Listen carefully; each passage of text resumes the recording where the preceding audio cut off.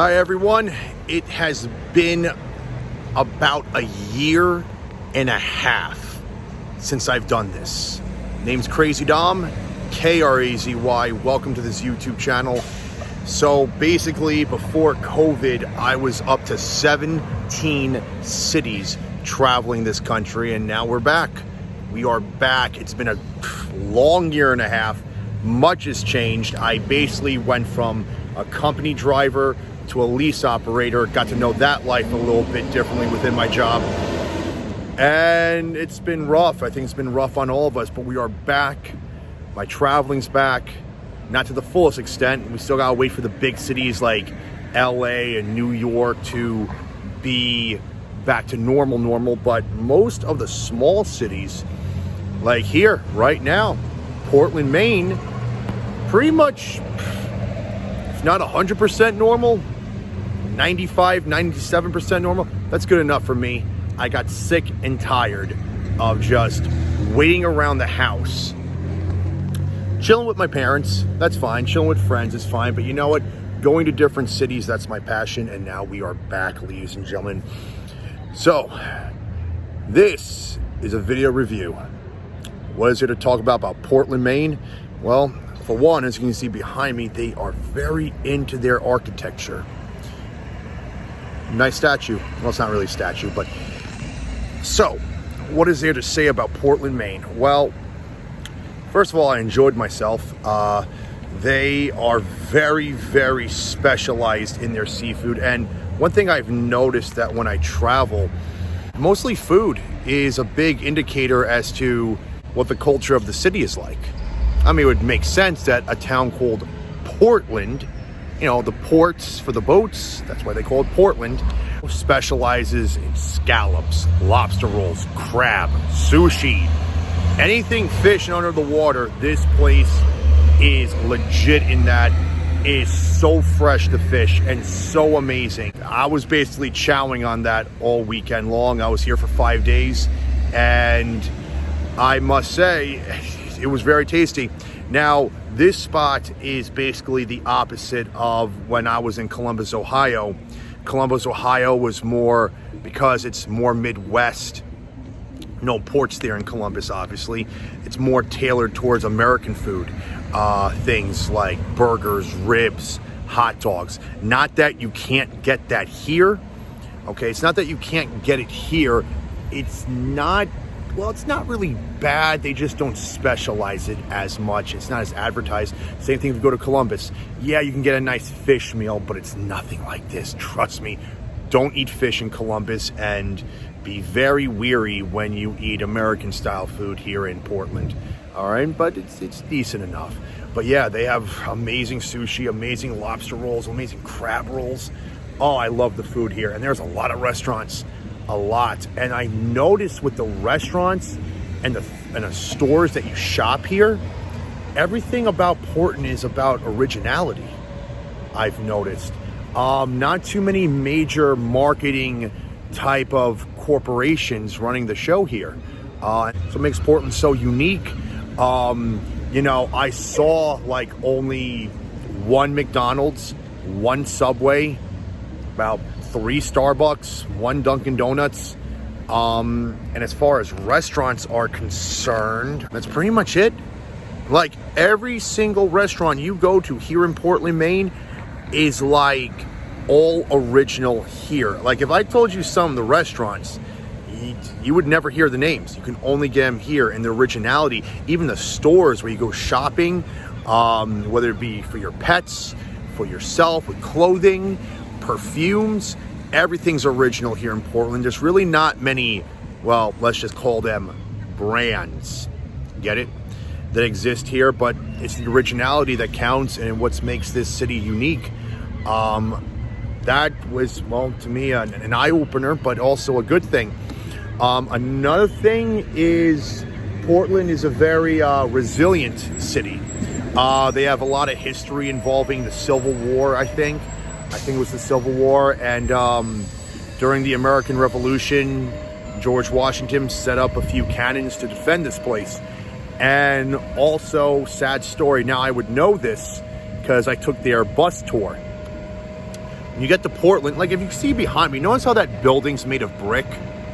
You're gonna see that a lot because the original design for Portland was brick. Okay, as you can see in the background, it's all brick. Let me show you the sidewalk. See? All brick. And you'll see a lot of brickwork here in Portland. And the reason why a lot of places are not brick anymore is because once upon a time in the 1800s, Portland had a very big, massive fire. And according to the bus tour, what can go wrong will go wrong, and even more so. And that was the Portland fire back in the 1800s. Burned a lot of shit down. So imagine today's California wildfires that you hear about. But for Portland, it was a lot worse. Thousands of people died. But yet, after the fire was over, Portland very much rebuilt itself, and it's here today. And from what I see when I look around, it's really doing well for itself, very much so. So I very much enjoyed this city. It's a very liberal city, okay? You'll see a lot of LGBTQ flags, a lot of Black Lives Matter type of signs. Okay, so I will admit, you'll see a lot more openness. Black Lives Matter, gay people, transgenders. I saw more transgenders here than pretty much any other city I've ever been to. And speaking of LGBTQ, I will admit, and my gay cousins helped inspired me to do this, and they know who they are. And long story short, it came from an invitation I got when I was in Memphis for one day. So I'll admit, I went to a gay bar. I went to two of them. And I have to say, it was a very unique experience for me. Met a bisexual chick who did not mind being treated for dates. I actually took her out on 3 dates this whole weekend. Now let's think about this. Think about this. I was in New York, not going to gay bars at all, not meeting, well, here I am in Portland, first night here, I'm not messing around. I already met a girl, and we hit it off, not too much, okay, but we hit it off enough where she trusted me, we formed a relationship, and I took her out on dates throughout this weekend. Nothing materialized, but you know what, I was just happy to be with someone. And that was very unique with me, and I did treat her right, and she was very happy to be with me. So yeah, so there's something different right there. So the community here, compared to what I'm used to, is a little different. It really is. Last point is, well, like with any of my reviews, I give the highs, the lows. So consider this. Ironically, for such a restaurant, bar-driven town, a lot of places close early. A lot of places close very, very, very, very early. I was very shocked. A lot of bars don't serve food past like 8 p.m. I was like, wow. But yeah, that's how it was. A lot of restaurants close around that same time. Very few are serving food past 9. And a lot of the times the food served past 9 is like, you know, bread with guacamole dip. That's it. There's like really only one restaurant that served food past 9. And it was a pizza place. Now remember, American style food that's not seafood, pizza, burgers, ribs, it's not exactly the best here. So that's really your only option. And Portland is a small city. Once you've seen everything, you've seen everything. And there's really no variety past the vast variety they already have because the city is just so small. Like literally everything's in walking distance. The only reason why I took an Uber was because after a year and a half of not walking around a city, and I was so excited to be here, in one day I walked like 5 miles. And let's just say, even with new shoes, my feet were killing me. Very much so. So I was Ubering like a half a mile here that I would normally walk. My feet are just not built up to this as much as they used to. But yeah, so overall, if you're someone who enjoys too much that American rib chicken burger, and let's just say on top of that, compounding it, you are on the conservative side, I will admit you won't like Portland as much as you should. I'll call it the way it is.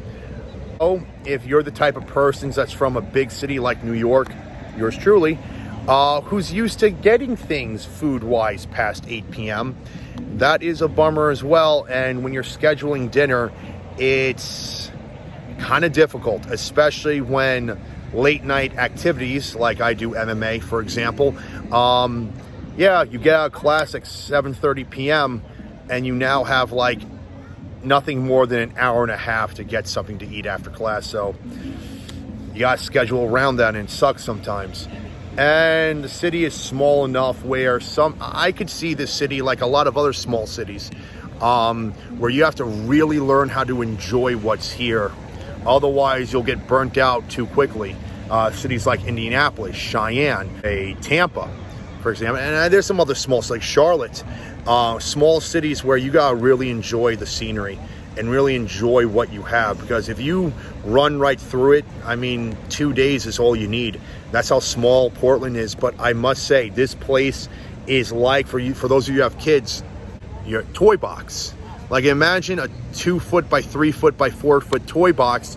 Oh, I can carry this. You go to pick it up and you're like, what on earth? And you open the box and you see all the toys that you bought your kid over the years. That's Portland. It's like there is a lot stuffed into this small city. Like, you would think this city was 3 times the size, but it's not. There's just a lot crammed into a small area. And also, now that I think of it, I wish they had more things to do. There's only one movie theater. There's only one escape room. And even though I can't do this because I'll fail a drug test, there's also one recreational shop for marijuana. It is a liberal city after all.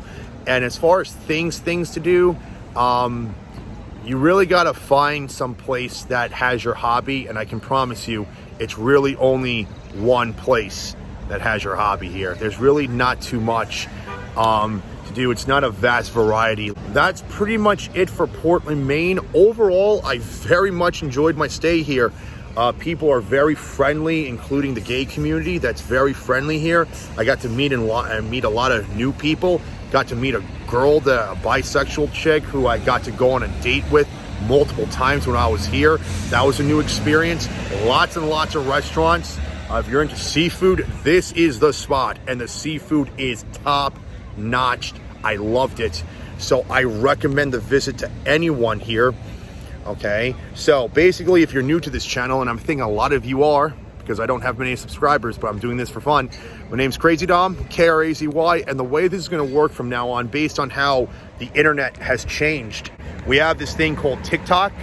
So look me up, Krazy, Krazy Dom. You'll see me with the hat, the same logo you see for this YouTube channel with the hat. Okay, so I'll be doing my video blogging on that, because that web channel is more designed for blogging than this is here. Also, Instagram, where I put my photos. That is what it's for. So in terms of videos where I have fun and I blog on this web channel, YouTube videos and my pictures, and I'm blogging here on YouTube, you know what, the way the internet is rolling, there's almost no point for that. There really isn't. So basically, from this point forward, unless things change, this will be a review-based web channel. And if you want to see my pictures on Instagram, look me up, Krazy with the hat, the same hat that you see here on YouTube. When you find that, that's me. Same thing with my TikTok. That'll be my video blogging there. And this is my review of Portland, Maine. I recommend the trip. Take care, guys.